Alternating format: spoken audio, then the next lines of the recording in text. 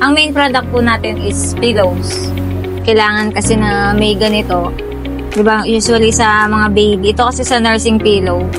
Tapos may cover pa to. Pwedeng ipa-customize. Kailangan ng ganito, yung pillow insert, para hindi ma-allergy yun. Tapos yun, baby. Ito, warehouse and production niya na din. Apo, production na. Lahat, dito na po nabubuo lahat. Dito na rin. Yung packing ninyo, Sa taas. sa taas ang pa. Tama, mas magulo, mas maganda. Nakapag-ready. Kasi pag hindi magulo, walang benta. Sabi, ayan.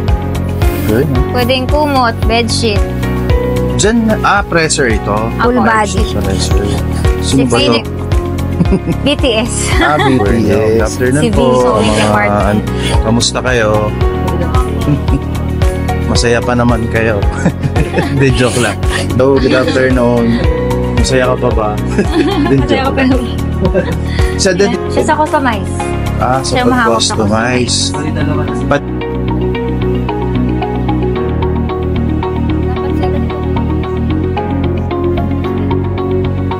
ano?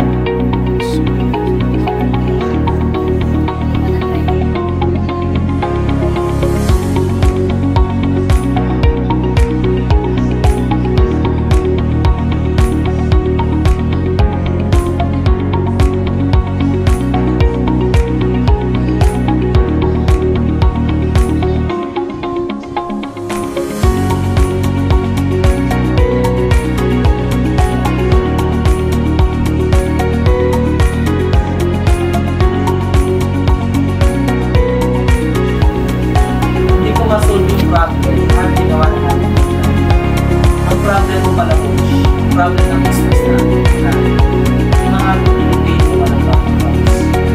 O konti pa lang yung may accounts. Online. Payment first. So, yung trust. Hindi pa may establish mo. Before pandemic, doon kayo pumasok ng Lazada na.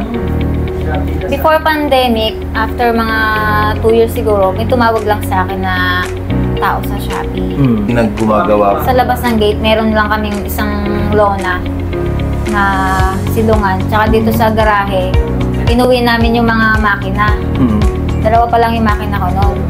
May shop kami sa bayan.